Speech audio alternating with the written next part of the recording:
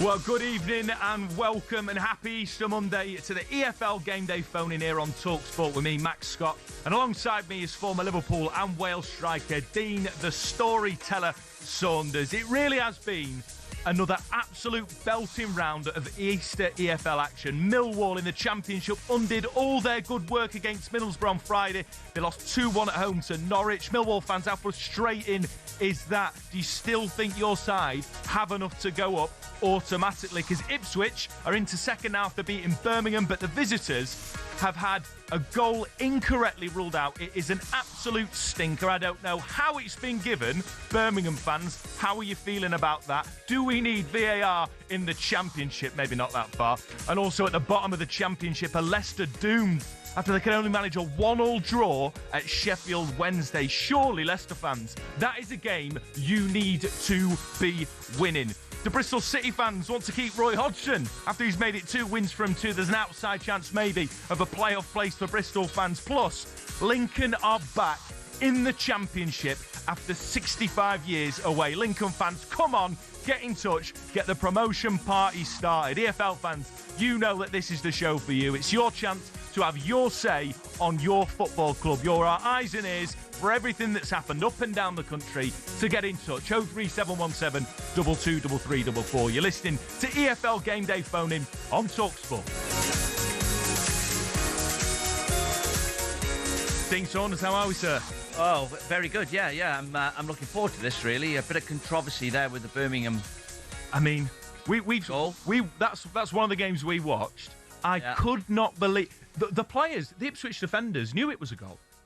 The reaction said it all, but somehow the referee seems to have the final say, and it's not the only sort of controversy in the earlier kickoff. I'm sorry, Conor Ogilvie should not be sent off the Portsmouth right back. No, I agree. I just think it's a clear yellow card, and I can't for the life of me understand why he's so quick. And then later on in the game, there needs to be a second yellow for the Oxford player. I agree with you on both. I think the first one, Ogilvie's, he's done a step over. He's tried to do a step over, and the lad's put his leg in to the tackle. He wasn't trying to kick the lad. He was doing a step over. Anyway, there's a real controversial decision for Oxford, and then the Birmingham one. What the chasing pack must be thinking now. Exactly. If you're a Millwall fan, you're fuming because if they draw that game, you're still in second and psychologically still in the automatic promotion play. And Middlesbrough. Exactly. And Hull. Yeah. Even Wrexham, Southampton. They're playing tomorrow, I think, isn't it? Wrexham, Southampton.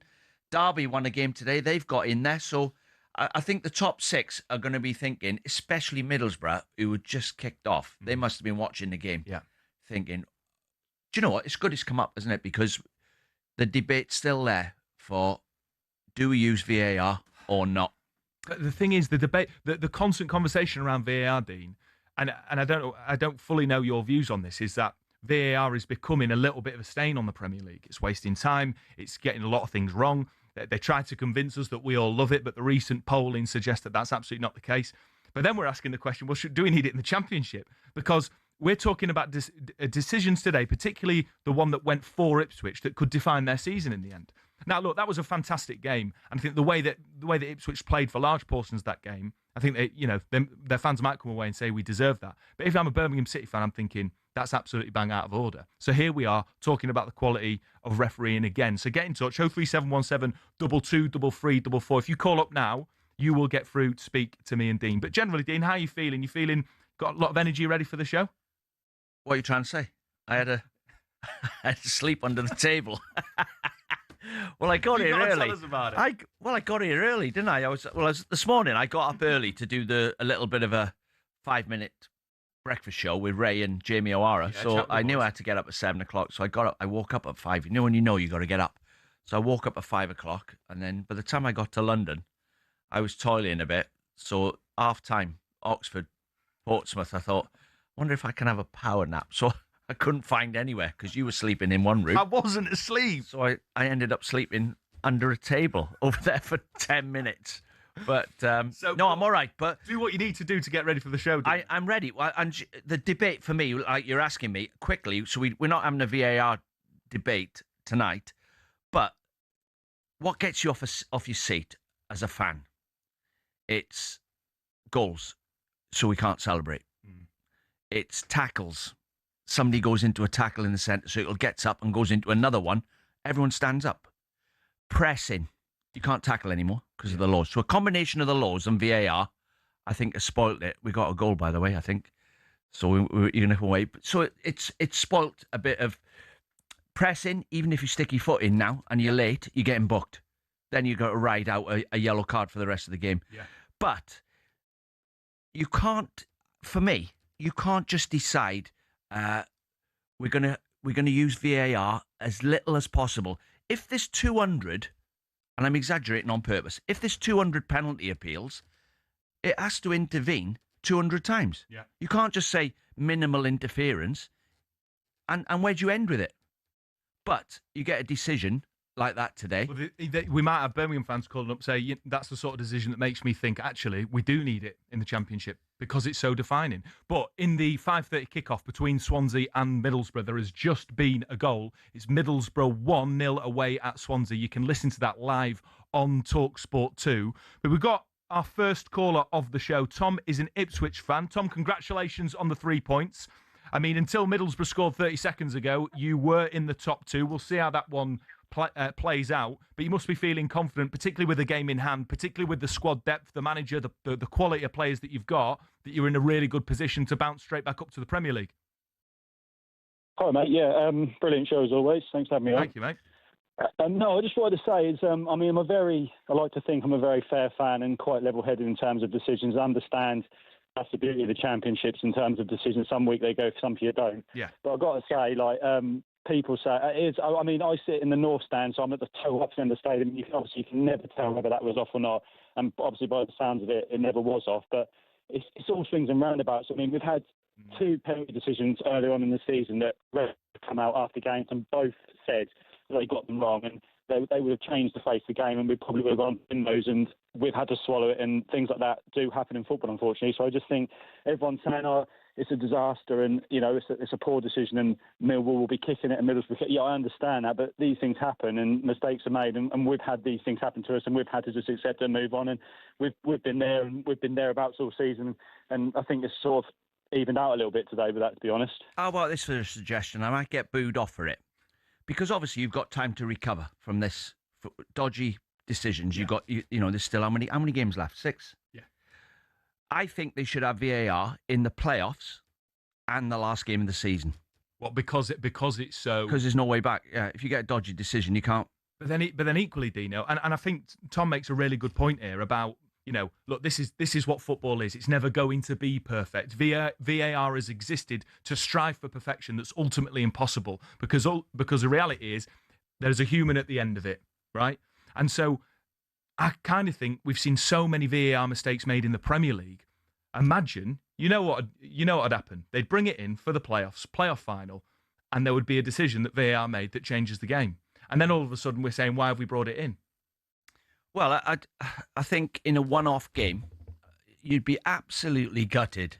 That decision today, for example, at Ipswich, if you got relegated on that decision last day of the season, and you haven't got a chance to get another point that you need next week, I think I would say, go on then. All right. I can see the sense in it, but I might get booed off for saying it, but...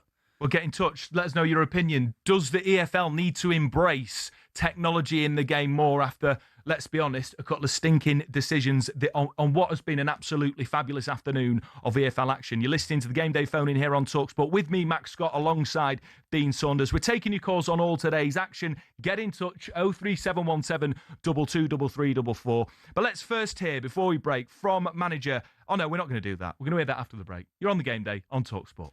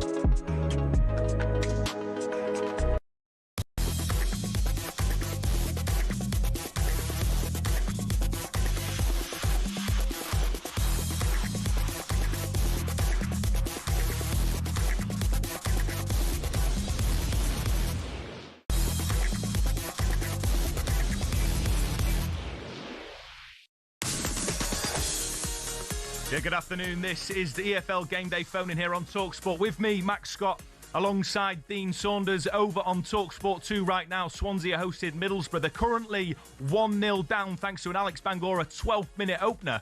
But Swansea have just got themselves a penalty. You can listen to that one over on talkSPORT 2. But right here, we're taking all of your calls on today's EFL action. Make sure you get in touch. 03717 223344. Birmingham fans, get in touch because you were denied a point, it could be argued, from a terrible decision that disallowed a goal. The ball didn't go out of play. 03717 223344. Leicester, are you doomed? You can't even win at Hillsborough. What is going on?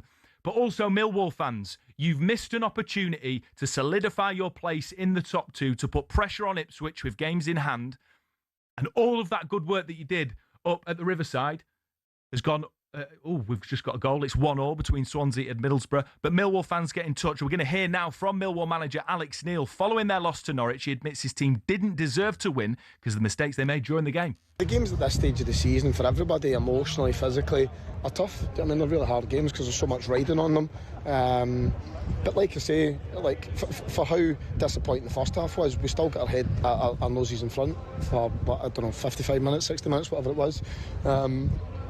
So the game's in our favour at that point. Do you know what I mean? I think we've got a good shape about us in the second half. I think we've got a good balance about us. And we don't defend 2 moments well enough. Alex Neil reacting to that 2-1 home defeat to Norwich. Of course, Millwall still up there. They're third in the table. Of course, it depends on how things go up in Swansea. It's currently 1-1 there. Remember, live commentary over on talkSPORT 2. Dino, Millwall was so fantastic against Middlesbrough on Friday, coming from behind, getting that massive away win. Josh Colburn scoring against his former side 2 really good goals. Do you think it's about squad depth? Do you think it's about, Millwall, they're not spending the money that Leicester are? No. But, I mean, look at where Leicester are. But they maybe don't have the depth that the likes of Ipswich do, And you sort of, maybe they're just one of those days where 2 days later you're playing, you're knackered. It's difficult to maintain that consistency. Well, that's a hardened championship player who knows how to turn up 3 times a week. Saturday, Tuesday. And some games are a battle. Some games are football matches. But you're right what you're saying. Leicester, this is not like 100%, but we got an idea who spends the most money in the championship. Leicester have got the biggest on wages. Leicester have got the biggest budget. Millwall are like 13th. So Alex Neil's doing an unbelievable job. He really is, yeah. And normally, when Leicester won the league and you looked at it and thought, well, who's doing well for them then? You can't just win the league on team shape. They must have a couple of geniuses. It was Kante, Vardy, Mahrez, wasn't it? Yeah. That they had 3 players that we didn't realise how good they were. Obviously, we knew Vardy was a goal scorer. So Millwall, I would suggest, I've got 3 or 4 players who the vultures will be hovering over. Well, exactly. And so as a Millwall fan, you're sort of thinking we need to get promoted here because there's going to be some players that potentially are going to be offered more. They get offered bigger wages. Exactly. They get the wages doubled, and and then you've got to put this. We're getting in the home stretch now. So if you relate it to golf, is it easier to hit the first fairway with your driver or the 18th fairway when you're level with somebody. Yeah.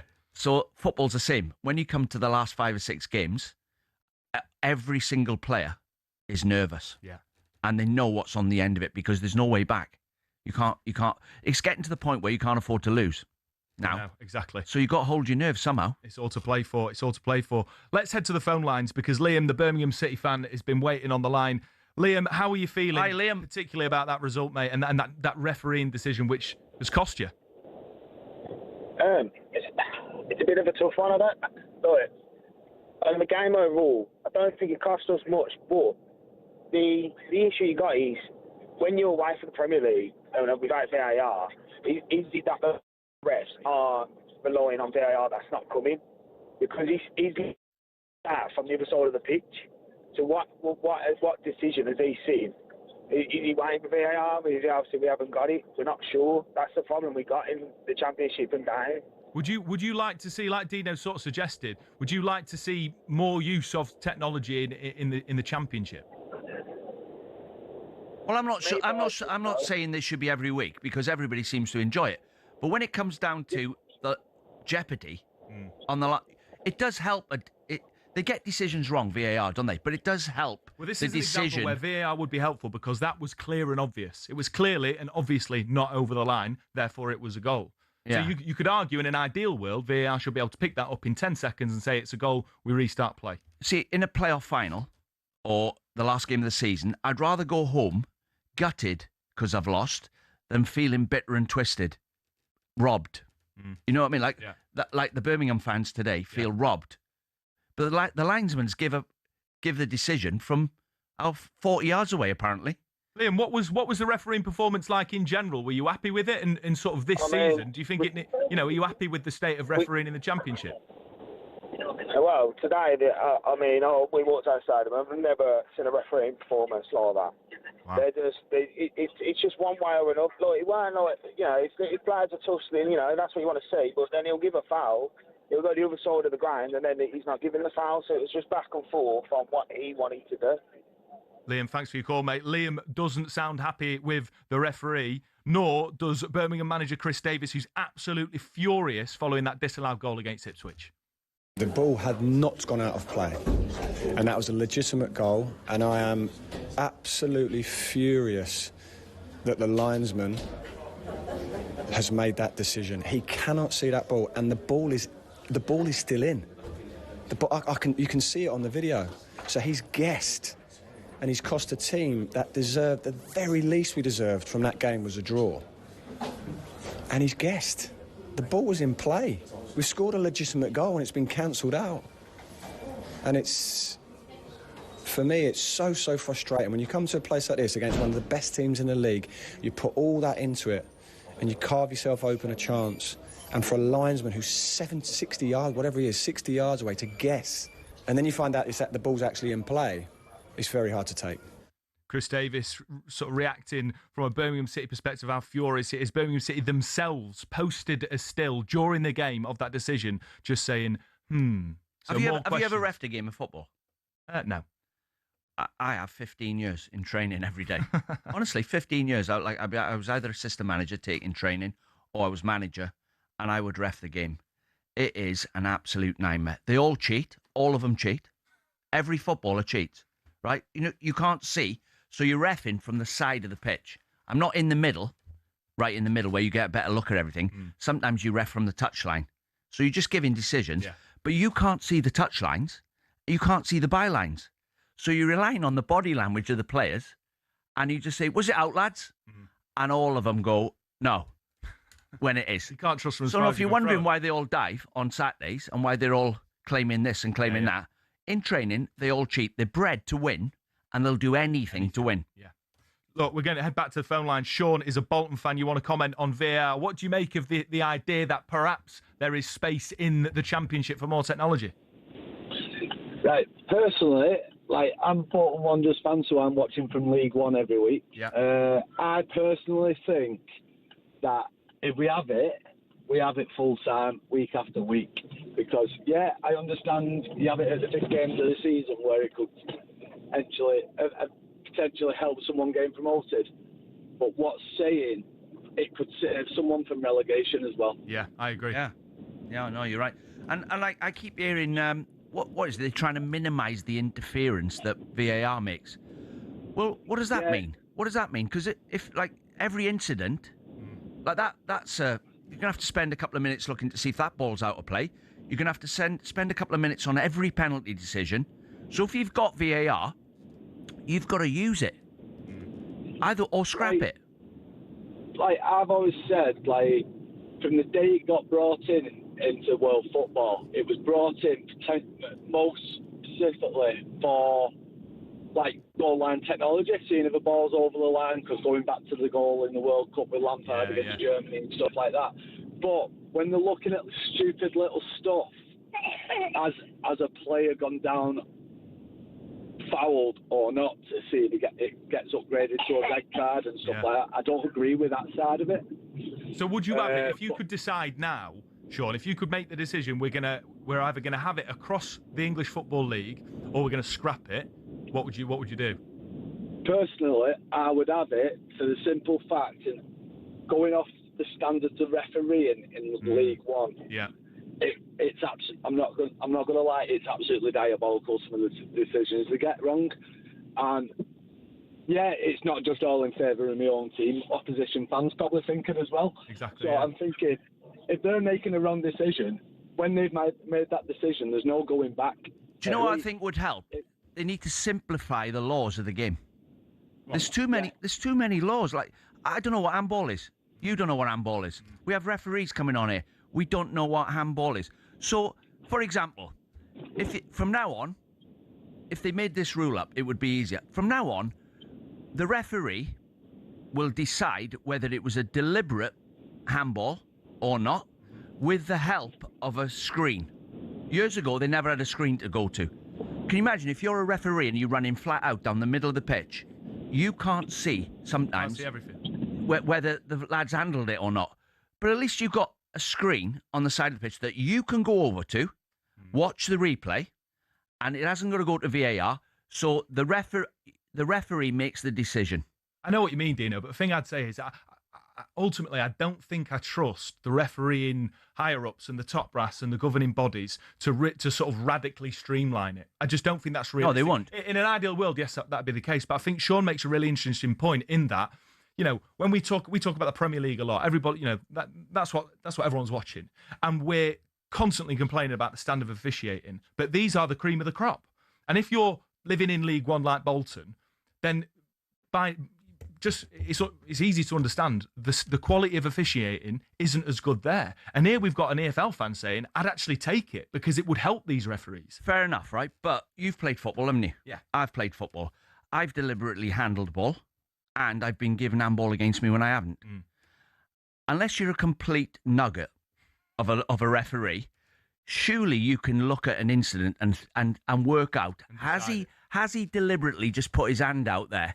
Yeah. Or has it just hit him and he didn't know anything about it? Yeah. Surely you can work that out.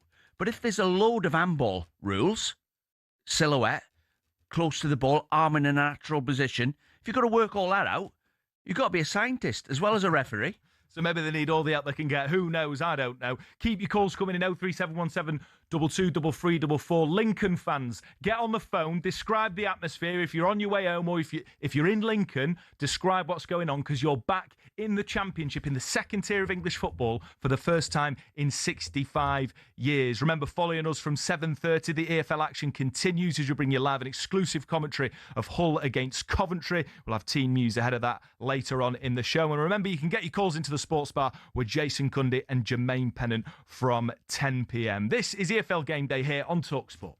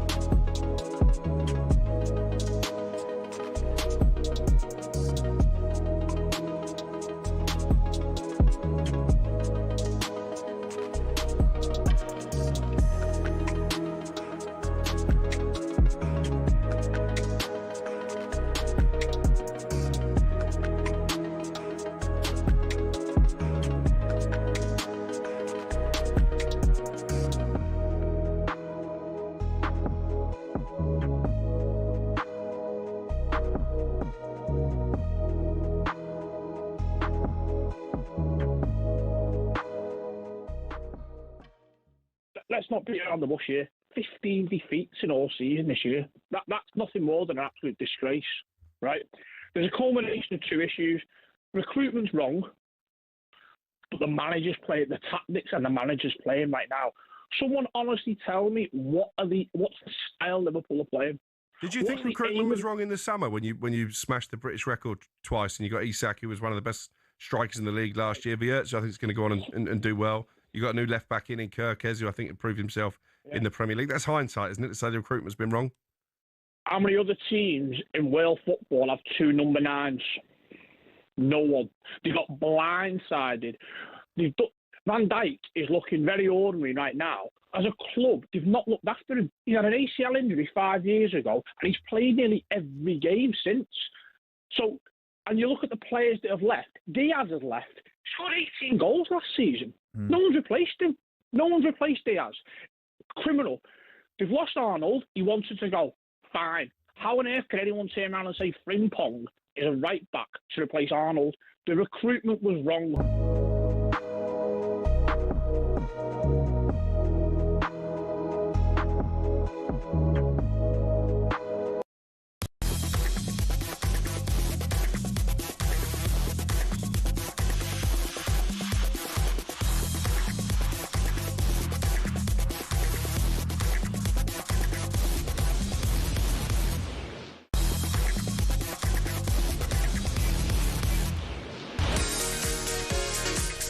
Good evening. You're listening to the EFL Game Day phone in here on talkSPORT. Me, Max Scott, alongside Dean Saunders. We're taking your calls on all of today's action. If you're on your way home from a game right now, we want to hear from you. Lincoln fans, you'll be playing Championship football next season. You could be playing Spurs next season. Who knows? Get in touch as the promotion party gets started. Wherever you are, we're also asking if we need VAR in the EFL after Birmingham had a perfectly good goal ruled out at Ipswich today. And what a legend. Isn't it good to have Roy Hodgson back? 2 games in charge of Bristol. The club's in chaos. They're back on track. 2 wins back to back. Do you want to keep Roy Hodgson for another year? Just another year, Roy. Surely he's got it in him. If you've been at a game today, we just want to hear from you. You're our eyes and ears across the country. Get in touch. 03717 223344. This is the EFL Game Day phone in on talkSPORT. Do you know you're talking about Roy Hodgson there? Yeah. So Martin O'Neill's gone in and he's created a bit of a trend now. Yeah, Martin O'Neill's gone in at Celtic, right? Trendsetter. And they simplify things, experienced managers, right? All managers I've had in the past, I can't remember him saying hardly anything to me. Just a couple of key things. Like Arthur Cox said to me, I said to him, what do you want me to do? Run fast and score. Yeah. See you tomorrow. That would be it. It was the same for Forest under Clough. Get the ball out to John Robertson. But what he's that doing, was the job. He's clearing my mind of any thoughts about anything else. That's your job. So apparently, Martin O'Neill has walked over to the centre-back at Celtic and said, look, I've never met you. I've seen you play on a couple of videos, but do me a favour. When the ball comes in our box, head it out. Try and head a couple in at the other end and don't make silly, risky mistakes. Yeah. And you'll always play for me. That's the key bit. See, at the end, that is the only bit that player's aid. And what he's doing, really, without realising it, he's threatening him. Martin O'Neill's threatening him. Yeah. But the lad don't know he's threatening him. He's saying, so what happens if you don't do that? You ain't playing. Yeah. Do you think, you said there, Martin O'Neill's created a little bit of a trend. Yeah. Right? And we've seen how, a bit like Roy going into Bristol City, it's a club in chaos. More so at Celtic, there's sort of real angst between the fans and the ownership group. The appointment of Wilfred Nancy didn't work. Martin O'Neill's come in twice, and Celtic are still now in a chance of winning the title. And it's obviously an outside chance. I think they're 3 points off. But this is a man that's incredibly experienced. And we always talk about wanting young British managers or young managers, fresh blood, fresh ideas. But then you look at, let's say, for example, Liam Rossini at Chelsea, where it feels to me, and I might be wrong, I don't have any inside knowledge, but it feels to me that maybe Liam Rossini's a little bit out of his depth. That he looks the part. He's got the glasses, he's got the training, he's got the fresh trim, he looks great and he sounds great, he's very articulate. But things are unravelling at Chelsea quite quickly. Two players in the international break speaking in a way that I don't think any Celtic player would speak if Martin O'Neill was their manager. Do you think, Dean, that there's maybe room in the game to sort of just have a bit more experience and maybe not rush with managers? Well, I think I can make a blanket statement that the whole world of football is confused by tactics and positional play, and they've all... It's like going in a university room and getting lectured by a lecturer who's not making sense and just filling your head full of tactics and full of all sorts.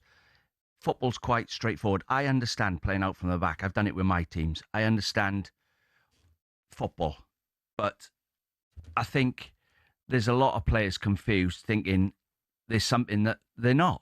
And you look at Arsenal against Southampton. Southampton were in quick early balls behind Arsenal's defence, and it undone them. You had a bee in your bonnet about this when we were... Well, it undone them, and and like players, like I said, Arthur Cox said to me, Billy be shaking his head at me, the producer, in a minute for telling this story. Oh, go on. I'll give you a story from an old manager who's in the news right now, and hopefully he's okay, because I was his assistant, John Toshak. Yeah. And his son, Cameron Toshak, announced that John might have a bit of dementia, or the start of it. And it reminded me, we were with Wales, and it was myself, Roy Evans, and John Toshak. We sat round the coaching table, and we've got Gareth Bale and Ramsey, and all the young players coming through. And Tosh is anti-coaching courses. He's always saying, like, who's over there teaching these coaches? Who are they? They've probably never kicked a ball. Yeah, or cones everywhere. And he was anti-coaching, right? Funny. So Cameron come over one day for lunch, and he says, Dad, they've asked me to do a session on the pro licence, playing with 10 men.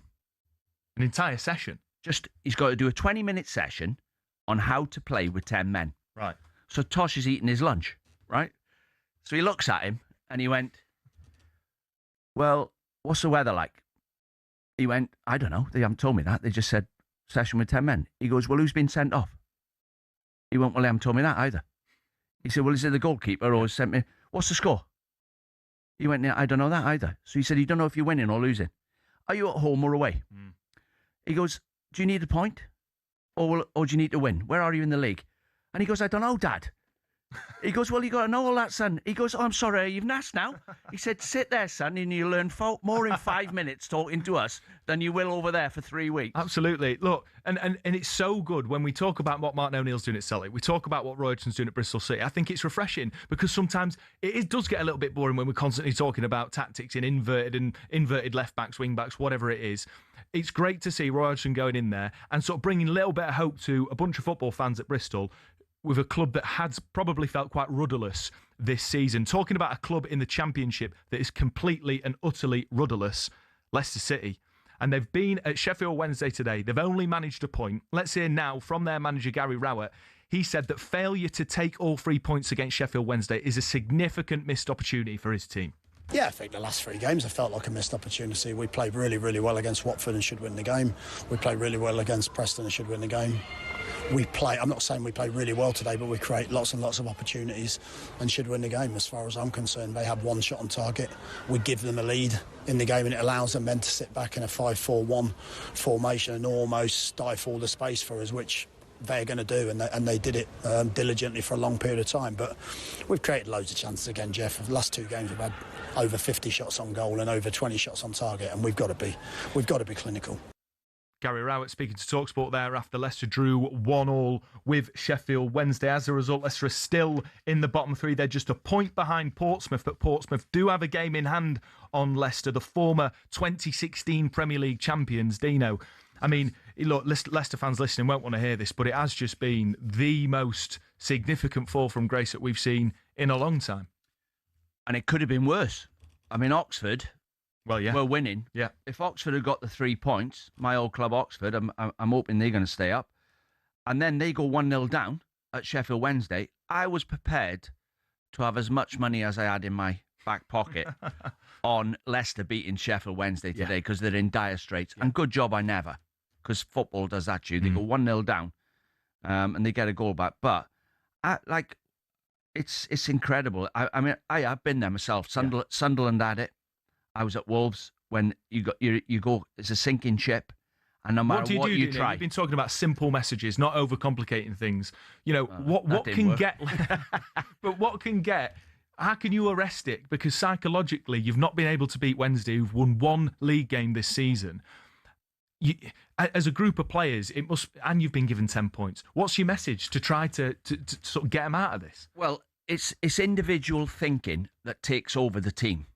I'm looking after myself. I'm going to do my bit. And obviously, a lot of them are out of form. If you look at the Liverpool team now, who's playing well? I can't name one. Who's playing well. So all of a sudden, you start playing well yourself. You're starting to think about your own game instead of being part of the cog. Like when I went to Liverpool, it was told to me directly, you are a small cog inside the big cog. You just help the big cog turn. And by the way, you're a small part. We can replace you. Yeah. If you don't do your job, don't start doing your own thing, dribbling with it and running everywhere. No discipline. You just do what we ask you to do, which is not a lot. But you have to get them all somehow. Remember, if you walk into a club like Leicester now, all the agents of all the players are on alert. Get me out of here. We're getting relegated. I need to leave this club. And somehow, as the manager, you've got to get them all in a boat, rowing in the right direction. And it's really difficult. Yeah. Even though they're good players, their heart's not in it.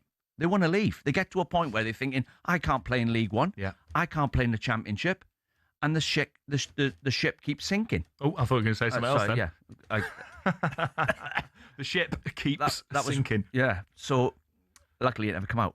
But yeah, it's difficult. It is. And you need a goal scorer who, all right, you know, if the rest of you are not doing it, you need someone who just pulls rabbits out their hat as well. They let one go. Jamie Vardy's obviously bagging goals in Yeah. Serie A. Leicester fans, do you agree with Dino's assessment? Does it look like a group of players that are just desperate to leave the football club? Or are there any players in there that are fighting for the fans, fighting for the badge? Get in touch, 03717 22 3344. Let's quickly go to the phone lines. Callum, Sheffield United fan. Callum, how you doing, mate? Hi, Callum. I'm all right, thank you. You were a defeat against the mighty Roy Hodgson. How are you feeling about your season? Chrissy Wilder sort of come in there in a really difficult situation. There was a time where I thought you were just going to go on a purple patch and find yourself in and around the playoffs, but it's plateaued and it feels like quite flat at the minute. Yeah, 20 defeats in a season's ridiculous. It shouldn't be happening. But it all comes down to sacking Wilder in the first place. Yeah.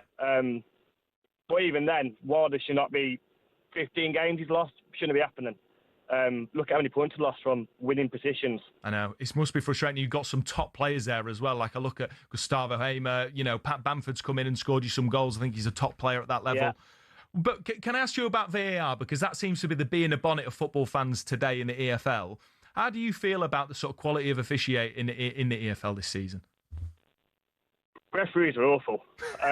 So many decisions have gone against us. Penalties, red cards. Just think about the one at Birmingham a couple of weeks ago. Ridiculous. Yeah. Do you not think what goes around comes around, though? And if you get sort of 5 across the season that are terrible against you, you'll also get 5 for you? No. I think if you ask any Sheffield United player, we probably feel the refs are just awful. I can't remember last time I saw a good refereeing performance for us. It's been so long. Sean, the Bolton fan, said even in League One, and I find it interesting because when we talk about the Premier League, it seems that everybody wants rid of it or wants much less of it. Sean, the Bolton fan, saying, yeah, roll it out across the EFL. Would you be in favour of that? Do you think it would improve the sort of decisions that go against your club? I think VAR ruins football, but if we go back to the playoff final last season, VAR used in the final, the only game it's used in, we go 2-0 up at Wembley, and then that's it. VAR rules it out. There you That's go. ruined our season last season. Yeah. But obviously, the lower down you go, the worse it gets. I mean, I managed Wrexham in the conference, which is the National League now, and I remember thinking, I reckon it's 70% of the results are decided by the officials. Really? 70? That much? Yeah. Like ridiculous penalties, ridiculous offsides, because they're learning. The referees at that level are still learning and climbing their way up. And you've got a fourth official that gets 20 quid for standing there on a Saturday, and he's a plumber or something, and he's standing there.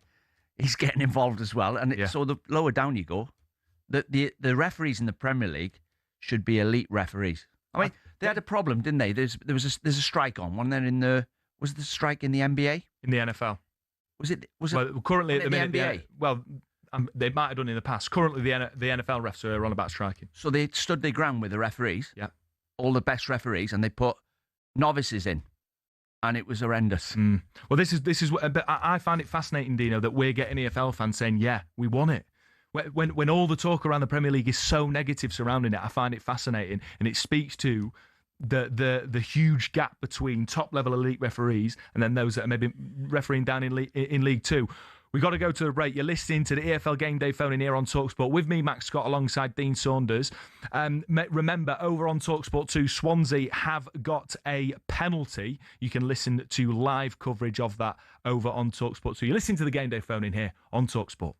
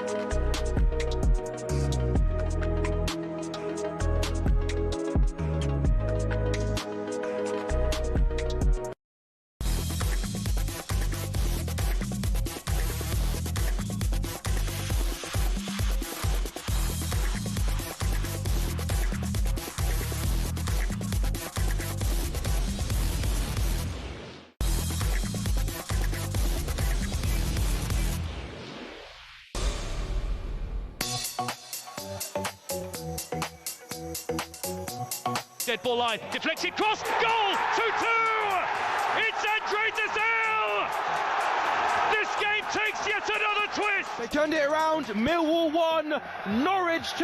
Wow, Sheffield Wednesday 1, Leicester 0. Lincoln are on their way, Ian Abrahams. They are indeed. Reading 0, Lincoln 1. It's taken only 5 minutes. Well, he should have scored earlier. He has now. Casey McAteer has made it Ipswich 2, Birmingham 1. Finally, Derby County 1, Stoke City 0. Jayden Purnell on a substitute. Finally, something in front of goal, and it's Stevenage 1, Blackpool 0. Derby County 2, Stoke City 0. A more realistic look to the scoreline now. The dam has finally burst. Sheffield Wednesday 1, Leicester City 1. The equaliser for the Foxes with 6 minutes remaining. Lincoln fans have gone wild. Ian Abrahams. They have. Reading 1, Lincoln 2.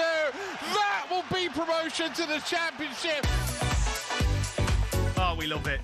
We love it, Lincoln. You are listening to the EFL Game Day phone in here on talkSPORT with me, Max Scott, alongside Dean Saunders. That was how all of today's action sounded across the talkSPORT network. Remember that Swansea against Middlesbrough, a huge game in a fight for automatic promotion in the Championship, is live over on talkSPORT 2. Zan Vipotnik has scored his second penalty of the game, and going into half-time, they've just blown the whistle.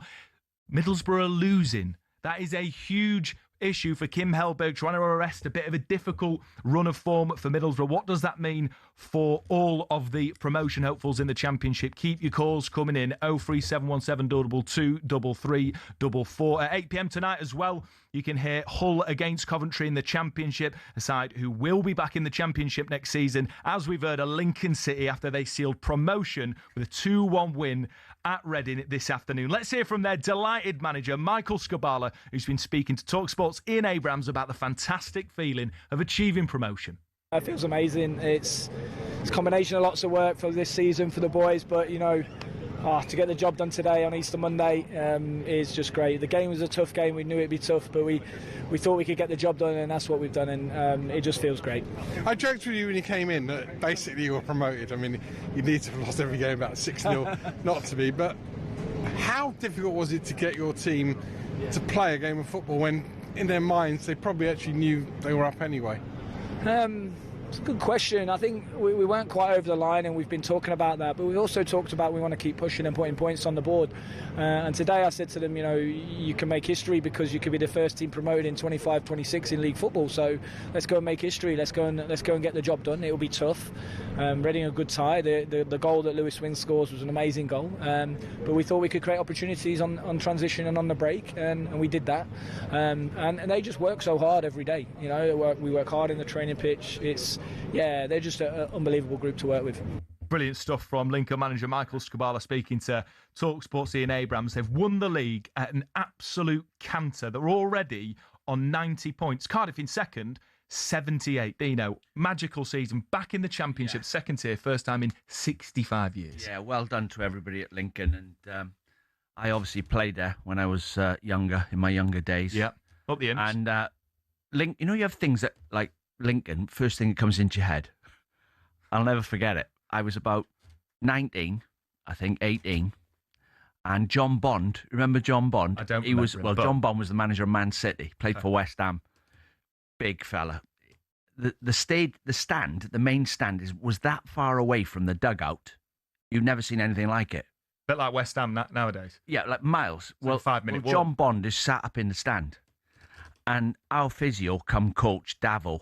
We called him.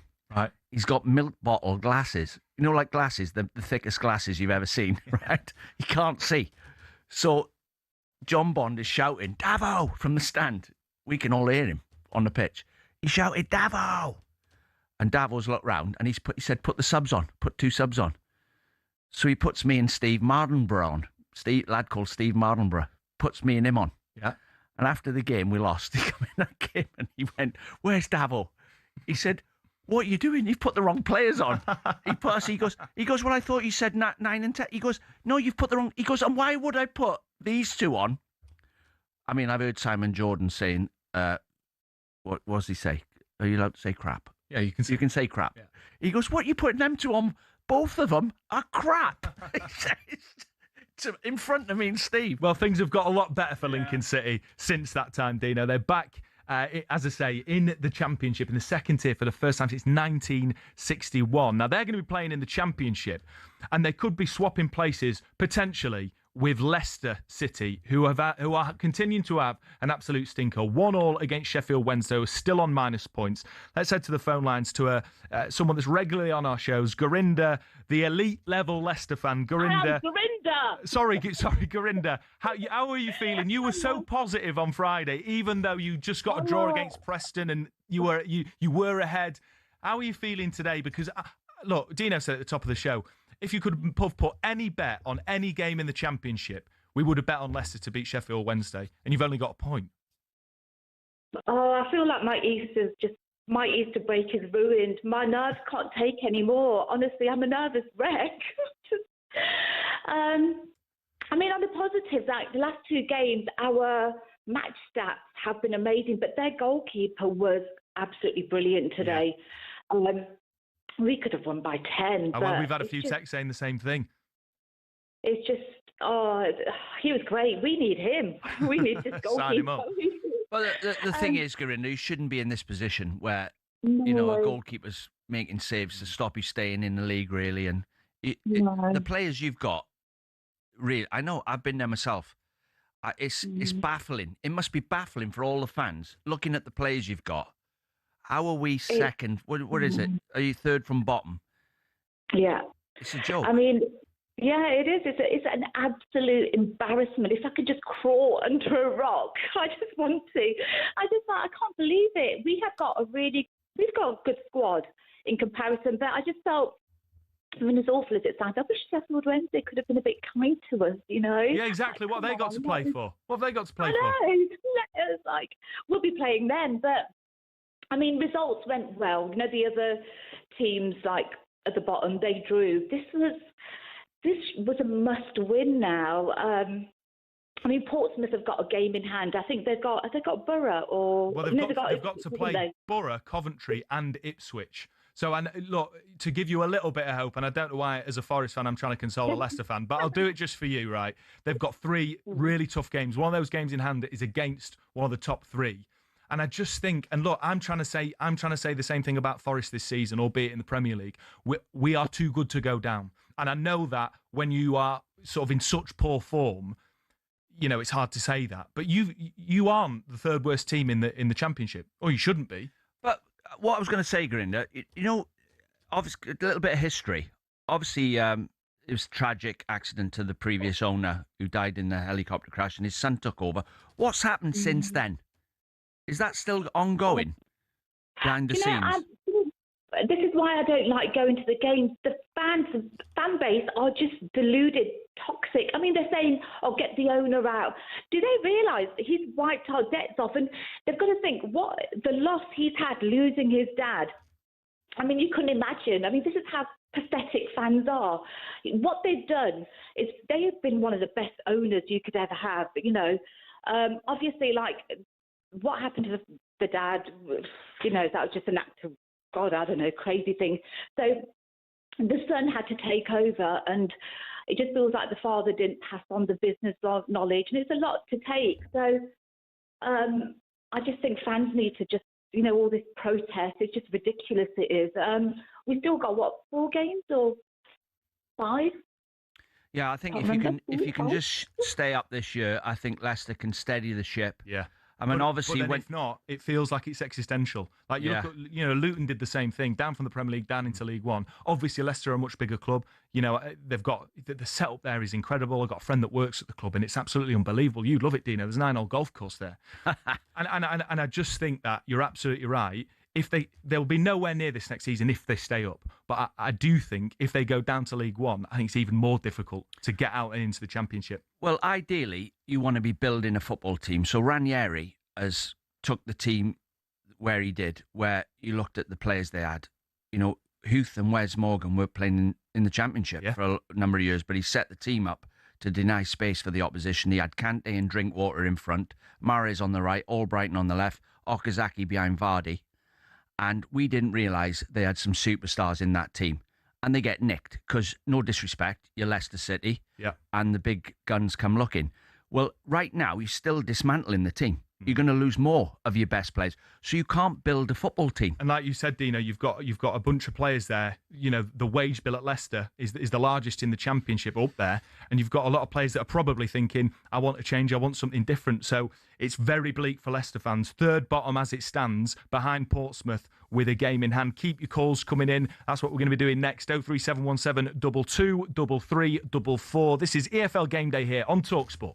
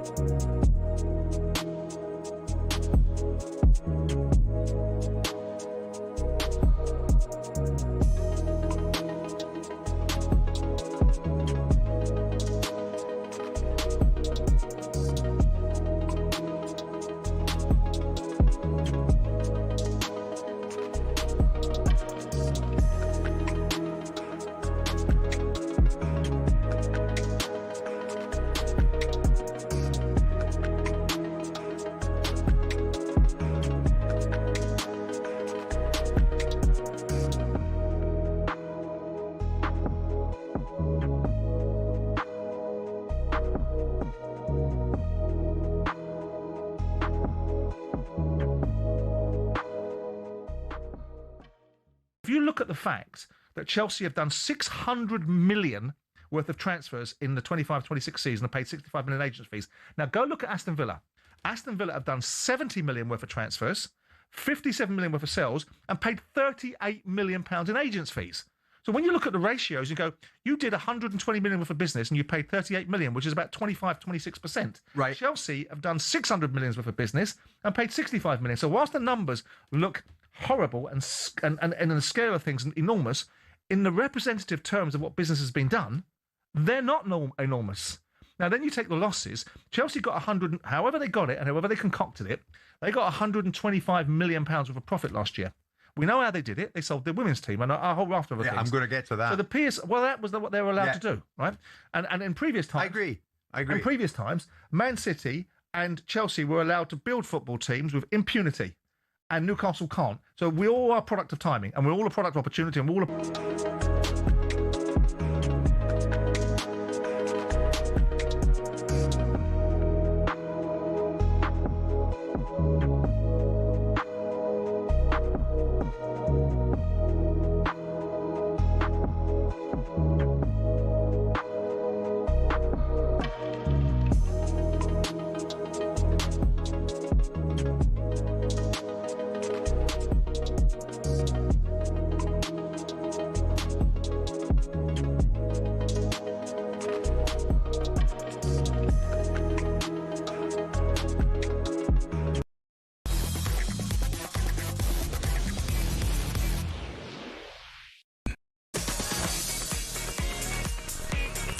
Yeah, good evening. This is the EFL Game Day phone in here on talkSPORT with me, Max Scott, alongside Dean Saunders. Keep your calls coming in, 0371722 3344. You are our eyes and ears on everything that's happened in the EFL today. Let's start off with Portsmouth boss John Mousinho speaking after his side's 2-2 draw with Oxford in the early kick-off.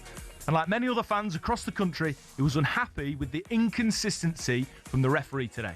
Inconsistencies is one way to put it. I think if there was a heavy challenge that went in on one of my players, then you could talk about the consistency of a decision for the red card versus yellow card. My issue with the Brodie Spencer one is it was just a clear-cut second yellow. There was no need for anything other to happen than Spencer being booked, and he obviously ends up getting sent off. Everyone in the crowd knew it. Everyone on the ground knew it. We knew it. Oxford knew it because they booked him off straight away. They're not idiots. And it was almost they're sort of laughing on the bench, not in a disrespectful way, but couldn't believe what had actually happened. It was such a strange decision, and a good opportunity then to go, right, there's maybe one decision in the margins in the first half, and the one that is extremely clear cut in the second half goes in our favour. We play for 20 minutes with even numbers, and I think we'd proven in the first 20 minutes that we were more than good enough to win the game. Portsmouth boss John Mousinho speaking there. Not the first manager, Dino, we've heard talking about the inconsistency of refereeing decisions. Not the first manager I agree with. I mean, Conor Ogilvie, it's a crunching tackle. It's a bad tackle. It's a yellow card. But I can totally understand why he's saying that's not a red card. And also on the other end, Brodie Spencer, who's just scored an equaliser for Oxford, is a blatant second yellow. And so here we are, back to the start, talking about two teams right at the bottom of the championship. These refereeing decisions mean something.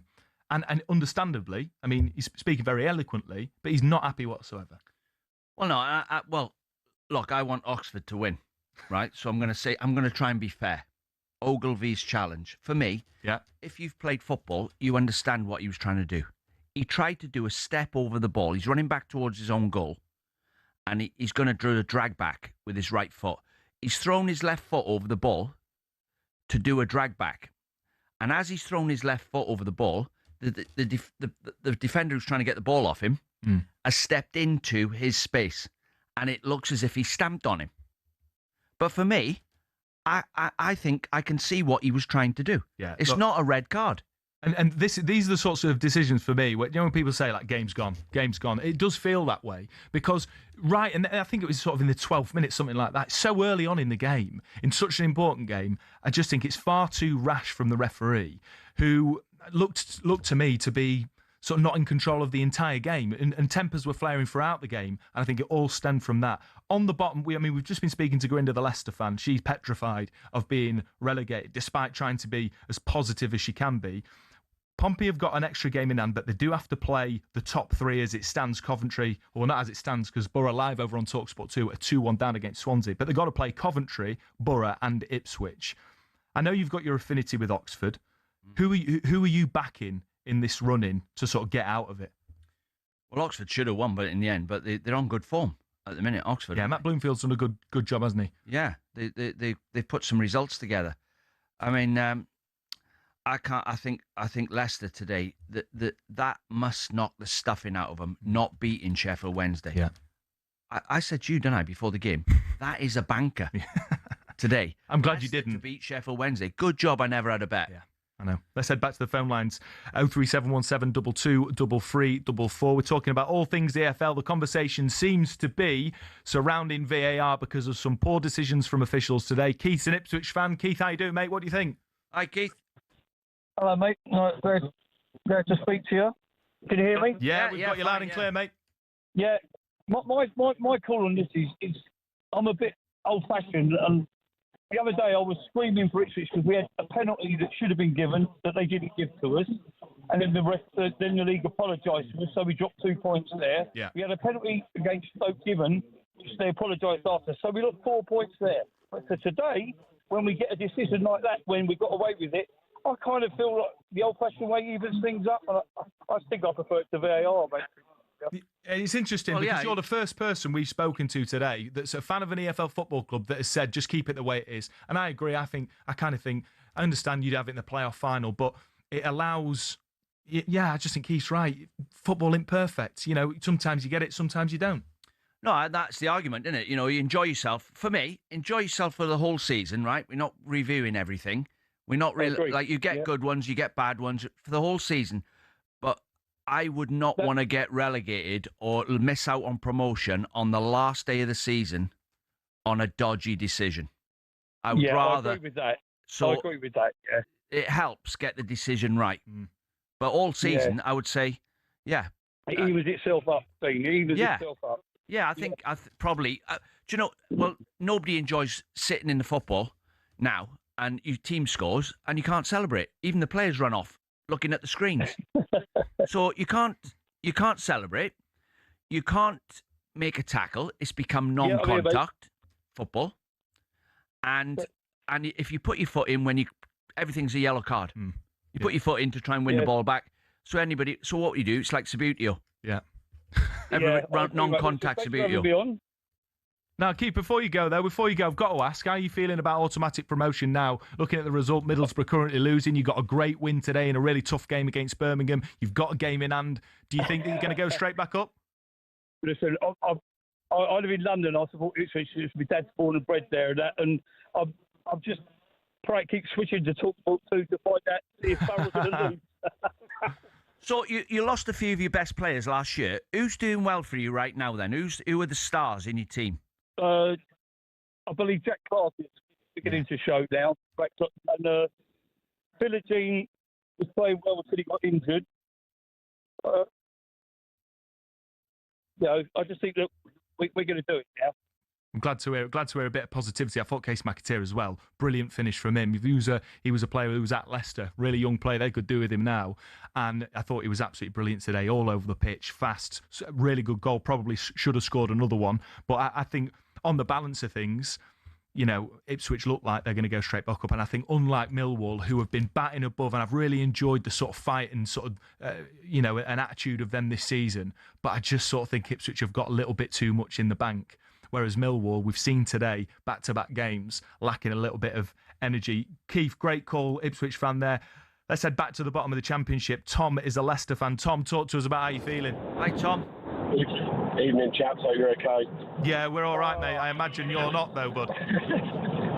Driving back down to Worcester from Hillsborough, it's got a bit of a mission on me, but it's been the same all season. Let's just not beat around the bush. This team is just not good enough there. Too many errors for corners, and sadly, there's the mentality of the team. It's just not good enough. We don't look like keeping clean sheets, as you know. We haven't cut a clean sheet in 24 games, I think it was, in a run, until the Bristol City win. And we get the win against Bristol City, and then we go back to drawing the losing games. And look, the performance isn't going for, since Gary Rowett's come in, have improved dramatically. I'm not getting deny that. But it's the same old things every single week. We can see from a corner. We have, like today, 28 shots against Preston on Friday, and we only scored one goal. We've had 20 shots today. We've had only scored one goal. Don't get me wrong, their goalkeeper in 2 games we've played this season has had a worldie in both games. But there's just a mentality in this squad of players, they do not look up for the fight. And I'll say it now, I generally think it'll be Leicester and Portsmouth that will go down, and I think Oxford have got enough fight in them to stay in this division.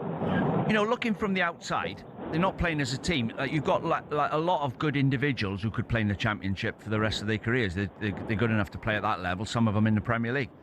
But it happens to the best. And you look at Liverpool. They win the league last year. They only lost 2 games. They let 8 players go, and they signed 5 new ones. And all of a sudden, they're conceding goals from set plays. Yeah. They don't look like a team. And they're all fighting for their individual place in the team. And I think that's what's probably happening at Leicester. You've got players just trying to keep their own head above water, and they're not rowing in the right direction, all of them together. For me, my biggest concern going into the season, you went into the Championship season with 2 strikers. We barely scored goals in the Premier League, in Daka and Ayew. You let Vardy go, and I think probably that was a bit between the club and him. But to go into a Championship season with 2 strikers that weren't, not be offence, Daka hasn't scored that many goals in 4 years since being at the club. And Ayew, his attitude stinks half the time when he's come on. And how many goals have they got between them? How many goals have those 2 got? Because you'd think that they'd get 20 goals each in the Championship, wouldn't he? I think Daka's on about 5 goals for the season. I think Ayew's on about 4 goals for the season. There you go. But Tom, I guess the thing is that surely, and you're right, look, I'm not trying to sort of back them and say that they're the best players in the Championship, but you can't tell me that this squad is the 3rd worst in the league. And that's what fascinates me. Despite the 10-point deduction, despite Jamie Vardy going, you should be, in a bad season, mid-table in the Championship. And so what I can't comprehend is how it's got so bad that you're at existential risk now of becoming a League One football club, and then all of a sudden you don't know where you're going to be for the next 5 years because it's so difficult to get out of it. Yeah, but the biggest thing from my concern is that's the most highest paid squad in the Championship. Highest paid squad in the Championship out there. The rest of the league. I agree that there's so much individual quality in there, but the team over the last 2 years since left, and the spirit has gone. You look at the ex-players now that are basically Slater in the club. Your Hoots, your Morgans, Albrighton the other day even said it about nobody wants anything to do with them. They won't invite them in. Sadly, and God rest him, Bishop would never let this happen to this football club. Yeah, do you know what, as well, though? When you think back to the team that got success, right? Ranieri told the back 4 to sit deep. Huth and Morgan were the 2 centre-backs, Schmeichel in goals. The 2 full-backs were, what was his Austrian left-back, and Wes Simpson right-back. And Albrighton and Mahrez had to come back and stop the crosses going in the box. He didn't want the full-backs to go out stopping crosses. And he sat Kante and Drinkwater in front of that back 4, and he got Okazaki chasing round like a raging lunatic. It's a far cry from what we're seeing now, though, isn't it? He was prepared to do the work, so Vardy got the goals. You've got players that are unselfish players who just play to stay in the team. Yeah. I tell you what, listening to Tom there talk about sort of the attitude that he feels, it reminds me a bit of Spurs. They're both big clubs in their leagues, massively underperforming, and it feels like there's sort of a cultural issue, within the changing room. We talk about, Leicester having the highest wage bill in the Championship, and yet they're down there. And I think, it's so difficult. And we talk about Roberto De Zerbi coming in. We talk about Gary Rowett, really experienced CFL manager coming in, and he's still finding it difficult to turn the tide. And I think once players have made their minds up, you've referred to it at the top, if players have made their mind up, they don't really want to be there, it's difficult to get them all singing in the same direction. And unfortunately for Leicester fans, they find themselves in Championship peril. But while we're on that subject of this is a new trend now, isn't it, of telling the supporters you're leaving. What's all this about? Salah's done it. Telling the crowd you're leaving 7 games before the end of the season when you're still in everything. It's like a trend. Does that help? The old thing. Trippier's done it. Fair enough. His contract's up. Bernardo Silva. Fair enough. His contract's up. But you used to say goodbye on the last day. Yeah. And thanks very much. I kind of agree with you. It reminds me of gender reveal parties. They've just become this trend, and everybody does it now. Do you know what I mean? And people spend like thousands of pounds on revealing the gender of your kid. And it's the same thing with these farewells. You do it 7 weeks in advance or whatever it is. There's a nice montage of there's with music underneath. You say how much the fans and the club means to you. And it's got to a point now where it almost feels disingenuine. I feel I could write a script for any Premier League player that's retiring, like a legend. You could write the script, you know what they're going to say. And of course, they want to do that. But do it 2 weeks before the end of the season, Dino. That's my opinion. Well, don't get me wrong, right? Mo Salah I was his biggest fan. Legend, deserves everything. One of the greatest players the Premier League's ever seen. Ever, right? And I've stuck up for him. I've said he's lost Trent, he's lost, Henderson, he's lost Diaz, he's lost Firmino, he's lost players who used to make him look even better than he is. But has your statement helped Liverpool Football Club? Because I was taught at Liverpool, no one's bigger than the club, no one's bigger than the team. And it's the same in any football club. So when you come out and make a statement like that, what do you not think? What if everybody done that?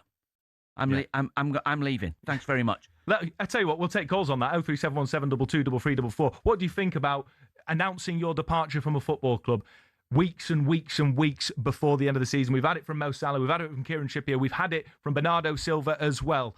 Get your calls, keep your calls coming in. Now, following us from 7:30, the EFL action continues as we bring you live an exclusive commentary of Hull against Coventry, another massive game at the top of the Championship. We'll have team news ahead of that game next. And a reminder that right now you can hear Swansea against Middlesbrough over on talkSPORT 2. Swansea still 2-1 up. But here it's all about your calls on this afternoon's action. Keep them coming in. 03717 223344.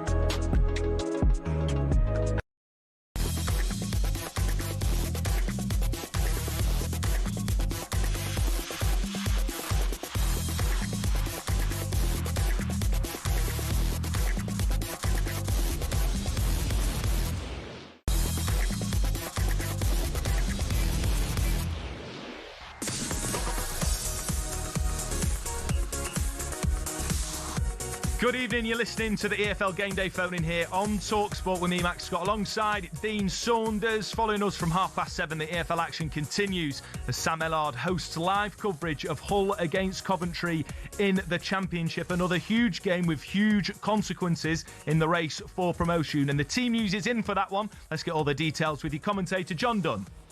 Good evening. Coventry unstoppable as things stands. They are 2 victories away from a Premier League return, ending a 25-year hiatus from the top flight. 8 wins from their last 9 coming into this game here at Hull, winning their last 4 on the road and conceding just once. 4 alterations from their dramatic 3-2 win at home to Derby 3 days ago.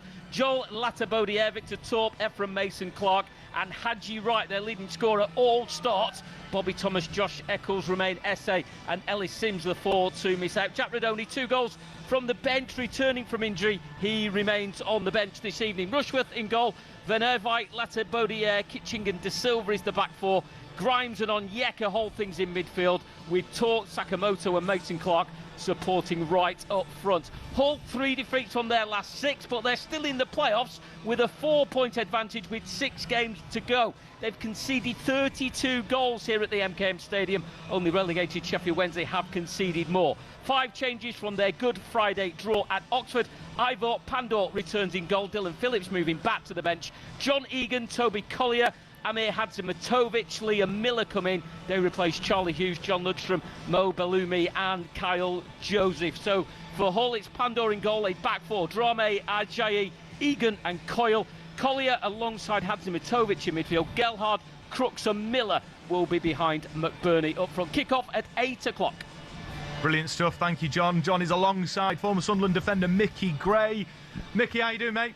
I'm very well, fellas. How are we doing? Yeah, really good, thank you. Now, I want to look, Coventry, amazing. It's blockbuster. You know, Rudoni on Friday night was amazing. But I want to start with Hull because I watched that game with Jason Cundy and they looked brilliant for the first 10 minutes against Oxford. They went ahead. Oxford got a goal back and it felt like really flat. And I'd heard Jukirovic speaking before the game saying this is the most important part of the season, you know, really revving the players up. And I was excited about seeing that from Hull. But they completely dropped off against a side struggling to stay in the league. How do they go from playing against Oxford and only getting a point to welcome in the league leaders?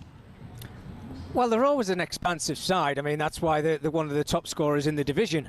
So I think any side that certainly comes to the MKM Stadium, they'll certainly give them a game. There's no question about that. But I think Hull's problem throughout the whole of the season is conceding goals, as you just mentioned there before. Yeah. They get themselves in a commanding lead or a goal in front in games, and they're just not able to hang on to it, which has been a real concern throughout the whole of the season.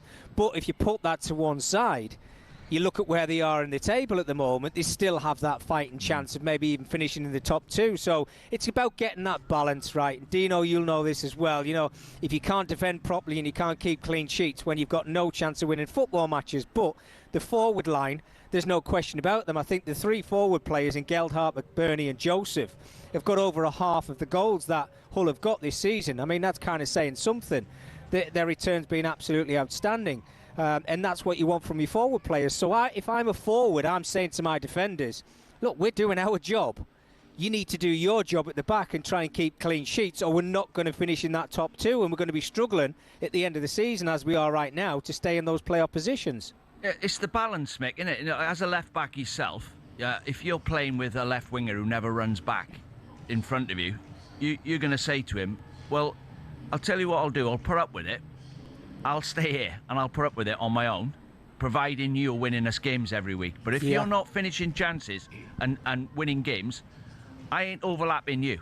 Especially when you don't pass the ball to me every time I overlap. Yeah. And you're getting out of position. It's partnerships, Dino, isn't it? I think we always used to speak about it when you were a coach at Blackburn, when I was there with you. And, you know, depending who was playing in front of me, whether it was Stephen Reid or Jonathan Douglas or Morton Gams-Pedersen a little bit later on, those are the type of players that I had to have a conversation with to say, look, I don't mind if you're getting us 10 or 15 goals a season and we're not keeping clean sheets. You're the one who can have a go at me because I'm not doing my job. But if you're not providing the goals, you're not scoring goals, then you need to give us something a little bit different. So, for instance, today, Liam Miller's on the left-hand side. He'd probably be in front of Lewis Coyle, who's probably going to play left-back for Hull today. If I'm Lewis Coyle, I'm saying to Liam Miller, look, are you going to score for us today? Do you think you're going to create any chances for our team today for us to go and win this football match? Because if not, I'm going to be on you. from the first whistle till the last minute, and I will be dragging you back to say you need to help me out a little bit here, because we're under the cosh a little bit and it looks like we're not going to win this game, because we know it's going to be a tough game, lads. Coventry have been absolutely fantastic this season. We know when we've watched them play, they're exciting, they can keep clean sheets, but they can score at any minute. So that's why it's exciting. And Dino, yourself, two sides in front of us that are very good teams, but different scenarios where one concede a lot of goals and don't win as many football matches, and you've got another side in Coventry who are just absolutely flying and hoping that they get enough points in the next 2 or 3 games to get them into the Premier League. Yeah, it's going to be a huge task for Hull City at home against league leaders Coventry. Mickey Gray, great stuff. He's going to be alongside John Dunn and Sam Allard as we bring you live and exclusive commentary of that huge game in the Championship. Next up, we're going to take more of your calls on today's action. We still haven't heard from a Lincoln fan following their promotion to the Championship, so pick up the phone, start dialing 03717 223344. This is EFL Game Day phone-in on talkSPORT.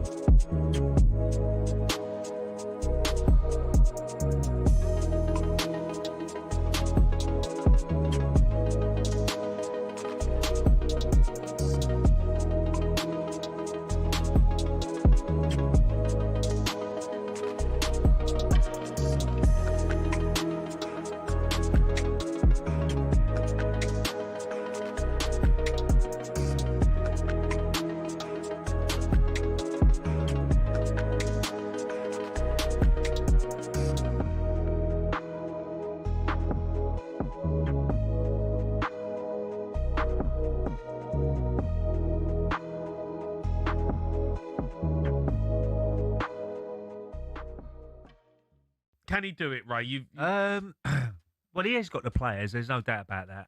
I think Tudor, they made the right decision getting rid of Tudor. Yeah. There's no doubt that he wasn't the man to get the best out of the players. You could sense that they wasn't having him at all. No. And if you lose the dressing room, some big players in the dressing room, you're in trouble straight away. Probably the press didn't help him when he was going to the press saying they got to run more, they got to do this more. You can say to the players individually that, but you don't do it in the press. Yeah. Straight away, you're on the back foot. Yeah. For me, Yeah. as a player. What about Romero, Ray? Because you're not Yeah, happy I'm not with... too sure about his attitude at the moment. Look, De Zerbi might be totally different with De Zerbi. I think he didn't want to be there under Tudor. Yeah. And he may be influencing other players around him, I don't know. But he said there's 7 cup finals there. There was 8 cup finals before the Forest game, and they lost that one. Let's be honest. We've all found ourselves raging at a referee's decision at some stage. This feel familiar? That is an absolutely shocking decision. They've got a case in that it was a bad decision. It's such a poor decision. Yeah, I think he's just made a bad decision in that instance. But what does it take to get to the very top of football refereeing? Every referee starts with their county FA. It's a simple training course and you can take it as soon as you hit your 14th birthday. Once you've done that, you have to go through at least 11 hours of face-to-face training. You'll then graduate as a Level 7 official, which means you can take charge of county-level games. But hold your horses, there's still a long way to go to get to the Premier League. Your next step is to spend a year each at Levels 6, 5 and 4. This covers the top of the amateur game. Only at Level 3 do you start doing Northern Counties or Isthmian League level games, for example. If you've done this all quickly, you can reach Level 2 and ref your first National League match after, I don't know, 6 years? After getting enough experience at that level, you can apply to be a referee in the EFL. There's an interview, people watching you do games, and then, if the EFL are happy, you'll be granted a Level 1 licence to ref in games in League 2 and above. Now, they don't just say on you go to the Premier League, you have to work your way up through the divisions. Only after years of hard work and refereeing on cold Tuesday nights in Stoke can you be considered to do matches in some of Europe's very best stadiums. Now, who was the youngest to reach the very top? It was actually Michael Oliver. He reffed his first Premier League match in 2010 at the tender age of just 25. So if you want to follow in his footsteps, crack on. It'll only take you roughly a decade, thousands of hours of work and an incredibly thick skin. In total, there are 37,000 registered referees across England, but the PGMOL has only deemed 21 good enough for the top flight.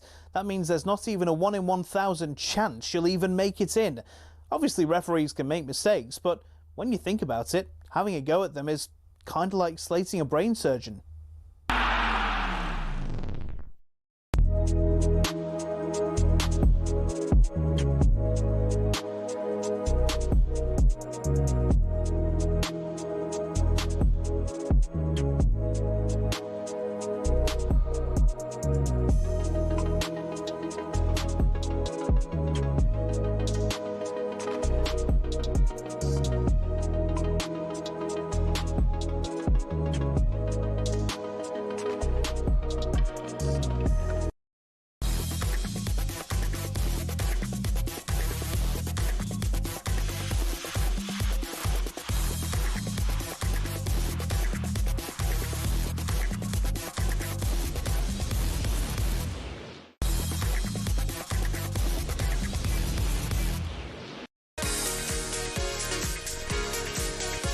Good evening. You are listening to the EFL Game Day phone, and it's Scott and Saunders, me and Dean. Keep your calls coming in on all of today's action up and down the league. If you've been at a game, we want to hear from you. Now, we are going to take a small break because we've got to hear what Dean's got to say about Liverpool. We're going to do a bit of reaction to the FA Cup at the weekend. But we have been asking all show for a Lincoln fan to pick up the phone and dial into talkSPORT, and I'm delighted to say that we finally found one. Emily, the Lincoln fan, how are you feeling? Up the Imps. Hi, Emily. Up the Imps. Hello. Oh, I probably can't put into words how I feel, to be honest. It's absolutely beyond our wildest dreams. We are just feeling on absolute cloud nine. Incredible. Incredible. I'm so delighted for you. I've got a soft spot for Lincoln. I'm a not spoil myself. And I just sort of think, it's 65 years. You've been through the mire as a football club, but you've rebuilt. Where were you? Were you at the game? Were you watching from home? Were you watching from the pub? No, we were at the game. So, yeah, me and my dad and our mate Nick went down to Reading. So, yeah, we've been there. And just what a moment in amongst 3,000 Lincoln City fans in the away end. That last-minute winner, even though we were already mathematically promoted at that point, I think. Yeah. That just to get that last-minute winner and, you know, the absolute bedlam in the stands, it was an experience and a moment I'll never forget. What's the capacity of the stadium for next season? Are they going to try and add a bit on, or what is the maximum crowd you can get? Because you're going to sell the tickets, aren't you? Oh, of course, definitely, yeah. I think there were some plans announced earlier on in the season to make a few improvements to Sincilbank or the LNER Stadium. So, yeah, I'm sure they'll be trying to get as many people in as possible because those tickets will be selling like hotcakes. So, Emily, talk to me about your celebrations. Have you know, it sounds like it's quiet in the background, so you might be in the car, you might be on your way home. But how do you plan on celebrating it?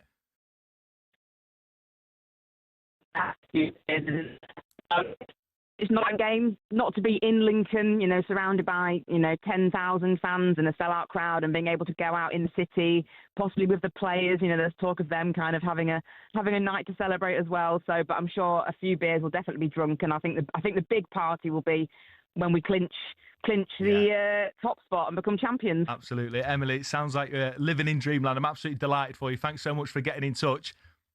No worries. Thank you so much. Up the Imps. Emily's absolutely loving life, and I'm delighted to say we've waited for an hour and a half, and it's like London buses. They come in threes. Mick, the Lincoln fan, has got in touch. Mick, how are you feeling, mate? Hi, Mick. Hello, fantastic. Over the moon. Delighted. Were you at the game today? Yes, we were, along with my son and some friends, and we're travelling back now up the M1. And your son, I'm hoping that Lincoln's not like his first team or his second team, because, you know, having been a Forest fan down in League One, people say they're Forest fans nowadays, but when we were in school, they were Man United fans or they were Liverpool fans. Is your son a lifelong Lincoln fan, or has he just got on the train for the past couple of months? I've been going for 51 years. I started in 75 with my father, and I've been an ardent fan since. And so's my son now. Beautiful. And who's your best players, just in case I get a job in the Championship? Well, I think that Jack Moylan could step up next year and become something special. He really is a great player. What about next season? Sort of, the big challenge for any promoted side is staying in the league. You know, you go through this euphoria, something historic, first time in more than a generation, you're back in the second tier. But then, 12 months later, 9 months later, you're back down in League One. Do you back the club to sort of invest? Do you back the club to have the quality to compete in the Championship? Yeah, I do actually. I do. I'm not saying we're going to go and spend lots and lots of money like other clubs do, because that's not the Lincoln way. But what I will say is that our style of football will be perhaps a bit of a surprise to one or two in the Championship next year. So I'm quite hopeful, to be fair. I was going to let Max say this, but could be playing against Spurs. How about that? In a way, Tottenham Imagine Hotspur. that. I've seen Lincoln play Spurs previously many years ago in the Cup at home when I was a youngster, but that would be a special day for us, that would, definitely. Oh, it would, Mick. Look, I'm absolutely delighted for you. Enjoy the celebrations, and I know that you're away, but hopefully the club can put on something special come the end of the season, hopefully when you're champions. Yeah, I think it's nailed on. It's been nailed on the title for a long, long time now, as far as I'm concerned. This team is superb. Oh, Mick, absolutely buzzing for you. Mick, well done, Mick. Congratulations. Incredible stuff. I mean, special. And you just think, crazier things have happened. Lincoln could easily go up and really compete and then establish themselves. It's a turning point for the club's history. I'm just thinking now, in the area, you got Scunthorpe round that way, haven't you? Yeah. Forest, Notts County. Yeah, Derby. Grimsby, Leicester. Could Lincoln be top of the pile? What best club in the Championship from that area? Could be the highest. If Forest got, hopefully not, if Forest got relegated, Lincoln could end up as the top team in the area. Not a chance if Forest are relegated, Dino. Come on, let's step too far. Hopefully not. Just a reminder that Middlesbrough have had a penalty, the third penalty of the game between Swansea and Borough. It's now 2-2. There's 15 minutes to go. A reminder that we've got live commentary of that over on talkSPORT 2. And the picture keeps changing at the top of the Championship. Of course, following us on talkSPORT after Hull welcome league leaders Coventry, and Hull are in the playoff picture as well. They're fifth. This Championship is the gift that keeps on giving. But it's only right now to take a pause while we've got former Liverpool striker Dean Saunders with us to look back on the weekend's results in the FA Cup. We'll start with Manchester City 4, Liverpool 0. My question to you, Dino, and I swear I asked you this about 15 times in the green room in the afternoon that we've spent together, which has been thoroughly pleasurable. Is Arne Slot's time up at Liverpool, Dino? Not yet, no. Obviously, fans walking out, never been heard of. Liverpool fans walking out the stadium. So that's not a good sign. Not enjoying the style of football that's being played. Obviously playing not the style that Jurgen Klopp was playing, where it went from back to front, then it went through midfield, it went wide, it got crosses in, overlaps, back to front again, ball over the top, Salah's on his way. It was all at you. Full press from the front. The front three. You got to get past them three before you get past Henderson, Milner, and Fabinho, or whoever else he had in there. They were they're athletes. They set traps. You didn't even have to watch the game. By the way, Man City scored some great goals. Yeah. I mean, Haaland's header. What a move. Great cross from Semenyo. He's doing well, by the way. Yes, I think Semenyo's in for a shout for player of the season. He's been wonderful at both football clubs, and he's shown that, often players make a step up to a bigger club and they find it difficult. He's slotted straight in. He's been absolutely fantastic. Ryan Shirky as well looks like that sort of maverick sort of player that we want to see in the Premier League. But let's not deflect. What is going wrong for Arne Slot? I mean, they broke the British transfer fee twice in the summer, and surely the hallmark of an elite manager, a manager that can leave a legacy at a football club like Jurgen Klopp, like Pep Guardiola, is somebody that can bring those players in and make a team out of them. And it seems to me that he's been incapable of doing that this season. Well, they've lost too many players, and I'm like a broken record going on about that. They've lost Jota for obvious reasons. Nunez, Quansah, Diaz, Elliott, Trent, Kelleher. Andy Robertson's not playing. And Shimikas is another one that would step in. The players I've just named would all do a job when called upon, especially the goalkeeper. Yeah. So you've got that situation. Trent's gone, who supplied, he was the quarterback, wasn't he? He'd hit Diaz's chest, he'd hit Salah's feet. Do you think he's the reason that Salah's not been on it, or do you think that Salah is just at that point in his career where, time is catching up with him and he's a little less sharper? Or do you think it's all about Trent? Well, I can't remember Salah beating the fullback. I can't remember the last time he actually skinned the fullback like he used to do. And he'd wriggle along the byline. I can't remember him doing that. But whether that's self-belief, but he's lost a bit of his ammunition that he was getting. Disguised passing from Trent. He keep getting in on goal, wouldn't he? Just dinking it over him or give it and play 1-2s. So he's lost a bit of that. But they're conceding goals. They're wide open in midfield. I don't think any of the three midfield players who play in there smell danger anywhere near as good as Kante, for example.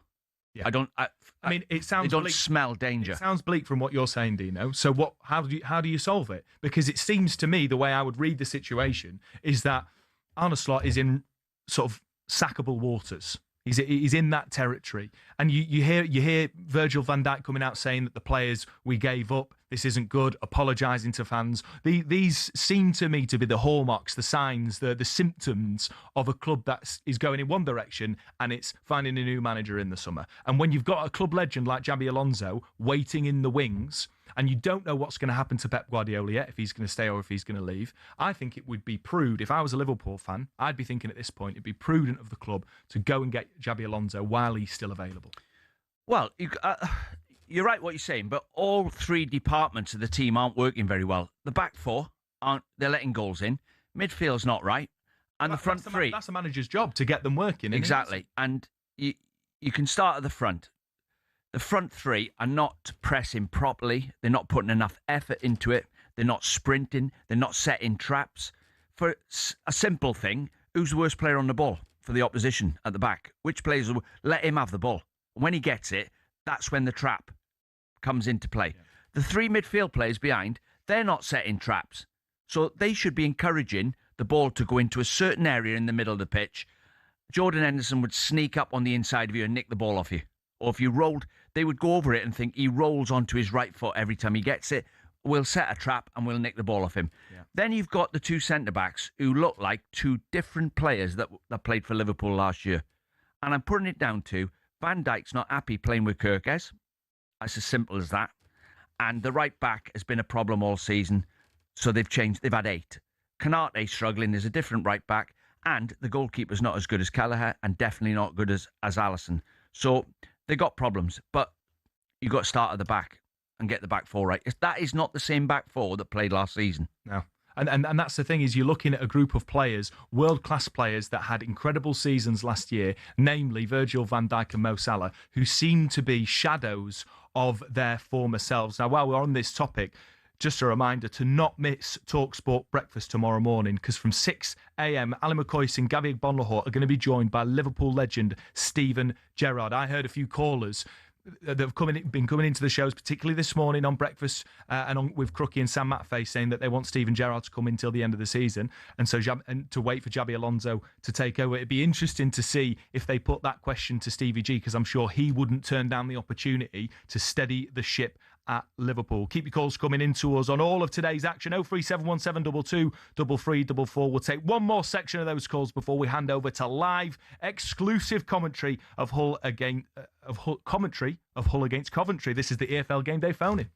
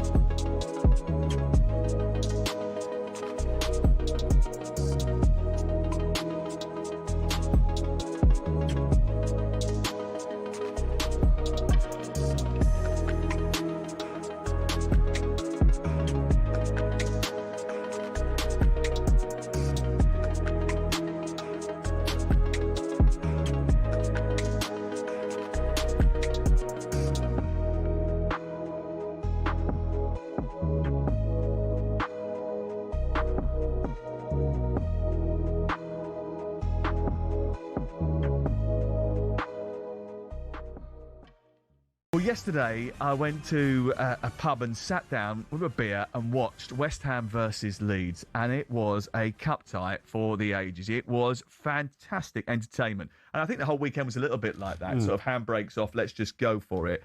But Leeds United deserve a lot of credit because they could have crumbled when they let in 2 goals in stoppage time. I don't know where West Ham were for the first 91 minutes, but certainly later in the game they came into it. They did have a couple of goals disallowed in extra time as well. And by the way, I'm the biggest advocate of getting rid of extra time and going straight to penalties. But yesterday might have maybe changed my mind. Yeah, agreed. I mean, much like when I scored at Fratton Park, I think I timed my run to perfection. Because, Sorry. How does an FA Cup quarter-final compare to your goal at Fratton Park? Because I turned up in the pub having had a family day when they went into stoppage time at the end of normal time. So I saw the last I bit. saw all the drama of the 2 West Ham goals. Castellanos going through and thinking he made it 3-2. And as you say, the extra time was absolutely brilliant. It was like a basketball match, which you don't normally get in that extra half an hour. We nearly got the story, didn't we, with a 20-year-old kid coming on and saving a penalty and making himself the hero. But, yeah, just a brilliant cup tie. And, listen, this competition takes a bit of a kicking, but I was at St Mary's Saturday night. That was what the FA Cup was all about. And try telling those Leeds and West Ham fans who've not been to a final or won the cup for decades, for generations, the FA Cup doesn't matter. I don't think superb. it does take a kicking. I think that's just a phrase that people use just to sort of, to blithely, actually, because I don't think it does take a kicking. I think we all enjoy the FA Cup. I go back to the last couple of years. Look at Crystal Palace's run to the FA Cup final and subsequent success. It's brilliant for the FA Cup.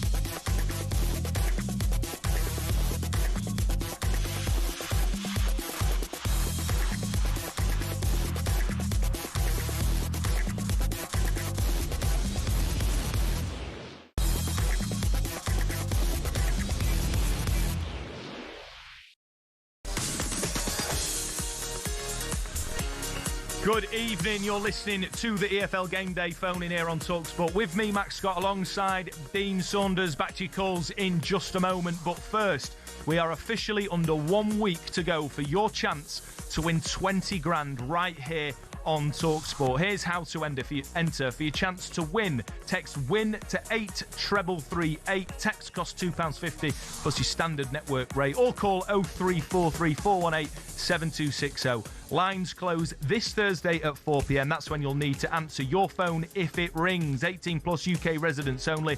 This is a network promotion. Full T's and C's at talksport.com.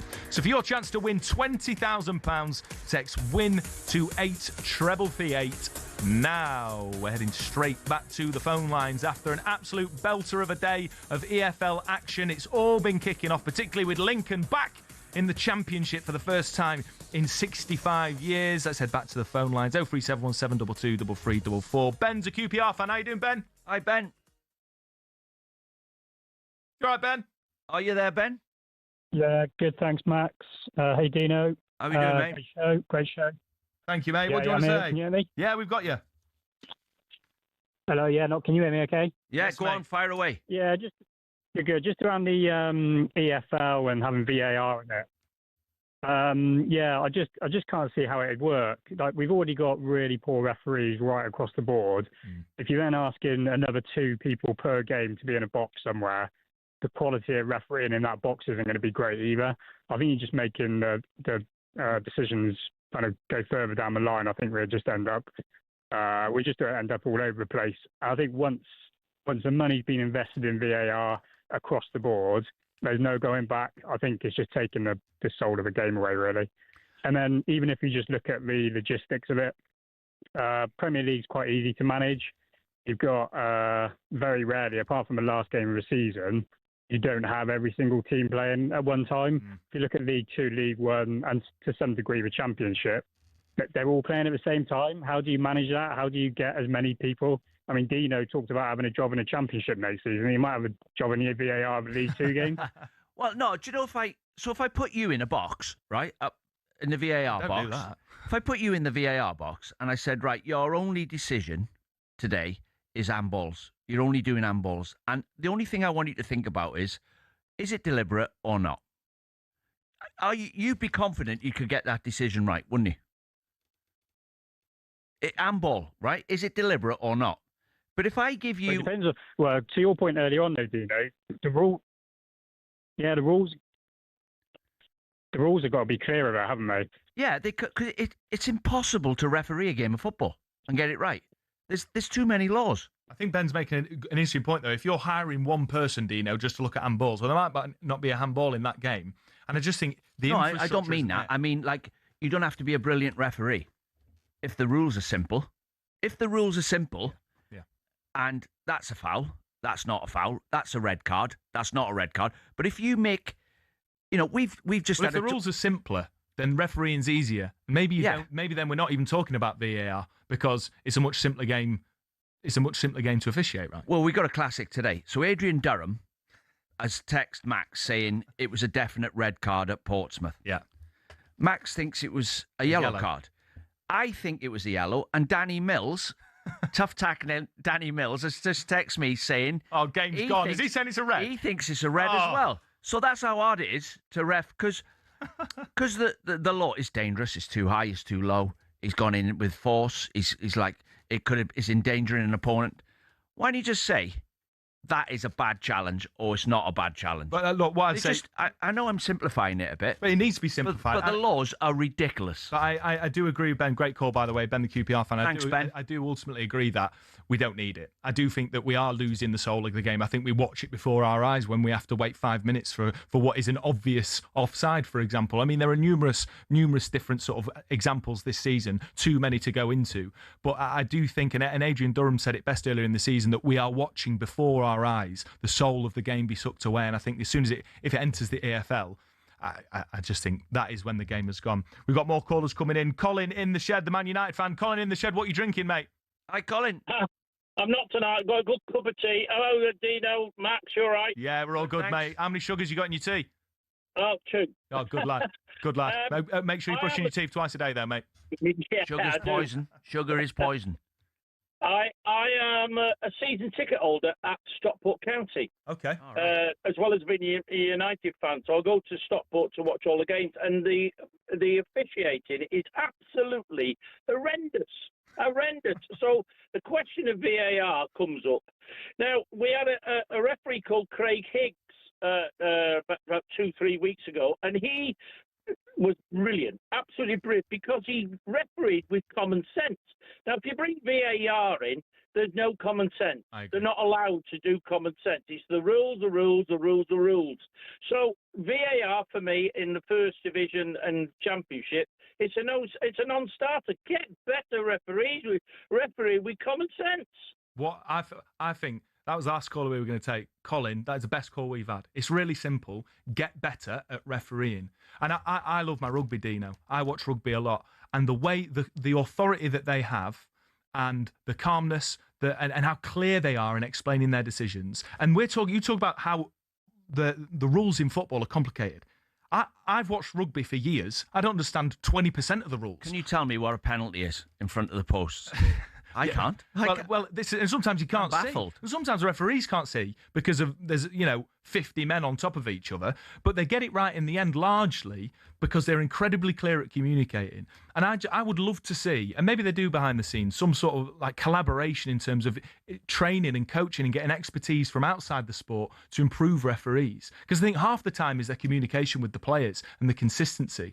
And I just think I do not want to see VAR in the EFL. I don't want to see it in the Premier League, if I'm honest with you. What I would like to see is referees get better. And I don't see I don't think you can get better. That they need to be better.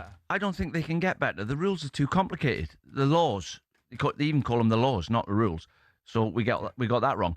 If I was to ref a game now, if I was to go up in the VAR lounge without any training now and I had to call the decisions, I would get it wrong on the law, not the incident. But you'd get it right in your mind? In my head, I would look at the incident and think, that's a pen.